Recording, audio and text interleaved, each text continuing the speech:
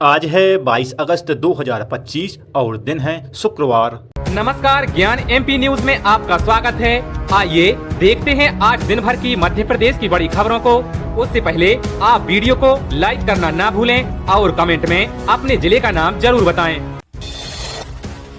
PM किसान सम्मान निधि योजना 21वीं किस्त से पहले लाभार्थी पूरा कर लें ये काम।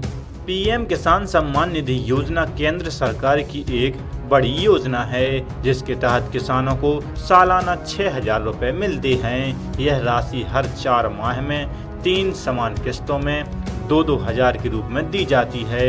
यह पैसा डीबीटी ट्रांसफर के जरिए सीधे किसानों के खाते में भेजी जाती है। यह लाभ उन किसानों को मिलता है जिनके पास 2 हेक्टेयर तक जमीन है और जो भारत के नागरिक हैं। 2 अगस्त को पीएम नरेंद्र मोदी सरकार ने 9.70 करोड़ किसानों के खाते में 20वीं किस्त के रूप में पैसा जारी कर दिया है। सरकारी कर्मचारियों को नहीं मिल रहा आयुष्मान योजना का लाभ। उमंग सिंघार ने आरोप लगाया है कि मध्य प्रदेश में सरकारी कर्मचारियों को आयुष्मान स्वास्थ्य योजना का लाभ नहीं मिल पा रहा है। उन्होंने कहा कि इस वजह से कर्मचारियों में गुस्सा और निराशा बढ़ रही है। उन्होंने इस मुद्दे पर पूर्व सीएम शिवराज सिंह चौहान को भी निशाने पर लिया है। नेता प्रतिपक्ष ने कहा कि वर्तमान मुख्यमंत्री ने भी कई मौके पर 5 से 20 लाख रुपए तक के कैशलेस इलाज का वादा किया, लेकिन अब उन पर कोई अमल नहीं हुआ है। उन्होंने मांग की कि सरकार अपना वादा पूरा करे और इन कर्मचारियों को उनका अधिकार दिया जाए। एमपी सरकार चलाएगी स्वदेशी अभियान। मध्य प्रदेश सरकार प्रदेश में स्वदेशी अभियान शुरू करने जा रही है। सीएम डॉक्टर मोहन यादव ने इसके बारे में जानकारी देते हुए बताया कि हम अपने प्रदेश में स्वदेशी उत्पादों के निर्माण के साथ उनके लिए बाजार उपलब्ध कराने की भी पूरी तैयारी कर रहे हैं। इसी के साथ उन्होंने प्रदेश वासियों से विदेशी उत्पादों को छोड़कर स्वदेशी अपनाने का आह्वान किया है। मुख्यमंत्री ने कहा कि जिस तरह प्रधानमंत्री श्री नरेंद्र मोदी के नेतृत्व में देश भर में वोकल फॉर लोकल और स्वदेशी अभियान चलाए जा रहे हैं, उसी तर्ज पर अब एमपी सरकार भी इस सिलसिले को आगे बढ़ाने जा रही है। उन्होंने कहा कि देश और प्रदेश आर्थिक रूप से समृद्ध होने के साथ आत्मनिर्भर भी बने। बिजली कंपनी की उपभोक्ताओं से अपील, असंतुष्ट हैं तो चेक मीटर लगवाएं। बिजली चोरी रोकने और उपभोक्ताओं को आने वाली परेशानियों से निजात दिलाने के लिए मध्य प्रदेश सरकार ने स्मार्ट मीटर लगाने शुरू किए हैं। प्रदेश की सभी बिजली कंपनियों ने स्मार्ट मीटर लगाने का काम तेजी से चल रहा है। बिजली कंपनी भी उपभोक्ताओं को अफवाह और भ्रमियों से दूर रहकर स्मार्ट मीटर लगवाने की अपील कर रही है। कंपनी ने कहा कि यदि कोई उपभोक्ता असंतुष्ट है तो वो चेक मीटर लगवा सकता है। कंपनी ने कई जगह चेक मीटर लगाए हैं और उसकी रीडिंग में कोई अंतर नहीं आया है। मध्य क्षेत्र विद्युत वितरण कंपनी द्वारा पूरे कंपनी कार्य क्षेत्र में अब तक 3,52,000 से अधिक स्मार्ट मीटर स्थापित कर दिए गए हैं। स्मार्ट मीटर की स्थापना के दौरान कंपनी द्वारा पुराने मीटरों को बदला जा रहा है और उपभोक्ता परिसरों में नए स्मार्ट मीटर स्थापित किए जा रहे हैं। इस दौरान जो उपभोक्ता असंतुष्ट हैं उनके परिसरों में चेक मीटर भी स्थापित किए जा रहे हैं ताकि दोनों मीटर की खपत का मिलान किया जा सके।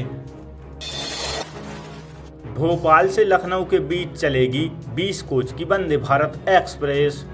भोपाल से लखनऊ के बीच यात्रा करने वालों के लिए बड़ी राहत मिलने जा रही है। जल्द ही इस रूट पर 20 कोच की अत्याधुनिक वंदे भारत एक्सप्रेस दौड़ने लगेगी। पहले यह ट्रेन 16 कोच के साथ प्रस्तावित थी, लेकिन यात्रियों की सुविधा को ध्यान में रखते हुए रेलवे बोर्ड ने भोपाल मंडल की मांग पर अतिरिक्त 4 कोच की स्वीकृति दे दी है।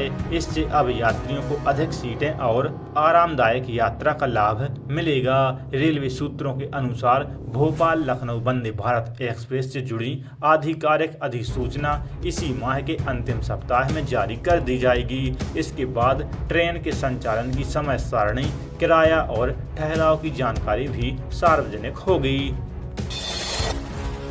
मध्य प्रदेश में यूरिया संकट, जगह जगह लग रही लाइनें।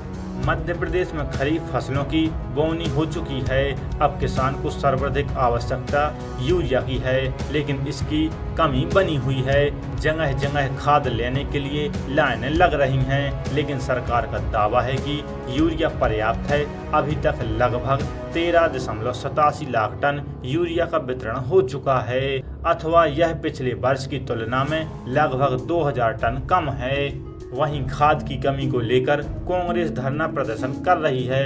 राज्यसभा सदस्य विवेक तनखा ने मुख्यमंत्री डॉक्टर मोहन यादव से किसानों की मांग के अनुरूप यूरिया उपलब्ध कराने की मांग की है।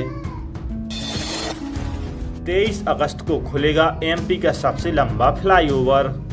प्रदेश का सबसे लंबा फ्लाईओवर 23 अगस्त को जनता के लिए खोल दिया जाएगा। 7 किलोमीटर के इस फ्लाईओवर का सफर लगभग 7 मिनट में पूरा होगा। अभी इतनी दूरी तय करने में 25 मिनट से अधिक का समय लगता है। वहीं 12 मीटर की ऊंचाई वाले फ्लाईओवर से शहर की खूबसूरती भी देखते ही बन रही है। वहीं देश का सबसे लंबा रेल टेबल स्टेप ब्रिज भी आकर्षण का केंद्र है, जिसकी इंजीनियरिंग को देखने और समझने देश भर के इंजीनियर बेताब हैं।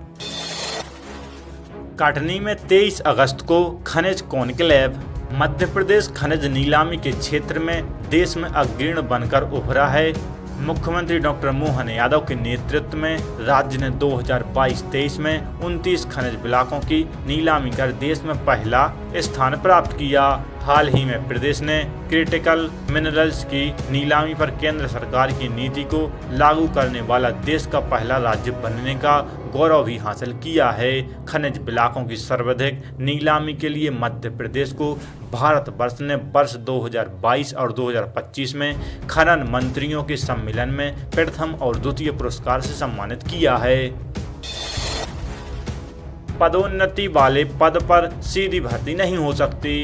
मध्य प्रदेश हाई कोर्ट से भोपाल के गांधी मेडिकल कॉलेज को झटका लगा है। जीएमसी द्वारा डॉक्टरों की भर्ती के लिए जारी विज्ञापन को हाई कोर्ट ने अवैध बताते हुए निरस्त कर दिया है। हाई कोर्ट जस्टिस विवेक जैन की एकल पीठ ने दायर याचिका की सुनवाई करते हुए पाया कि स्वायत्तशाही कॉलेजों की कार्यकारिणी ने सीधी भर्ती के पदों पर विज्ञापन देने से पहले आंतरिक उम्मीदवारों की पदोन्नति की प्रक्रिया पर निर्णय नहीं लिया था। एकल पीठ ने कॉलेज प्रबंधन को नियुक्ति प्रक्रिया नए सिरे से प्रारंभ करने के आदेश जारी किए हैं। सीबीएसई सख्त नियम का उल्लंघन पड़ेगा भारी। केंद्रीय माध्यमिक शिक्षा मंडल ने हाजिरी के नियम सख्त कर दिए हैं। सभी स्कूलों को इसके संबंध में दिशा निर्देश जारी किए गए हैं। अब से कक्षा से बंक मारने वाले स्टूडेंट की मुसीबत बढ़ सकती है। 25% हाजिरी की छूट के लिए स्टूडेंट को प्रमाण देने होंगे। 10वीं और 12वीं परीक्षा में शामिल होने वाले स्टूडेंट पर इसका सबसे ज़्यादा असर होगा।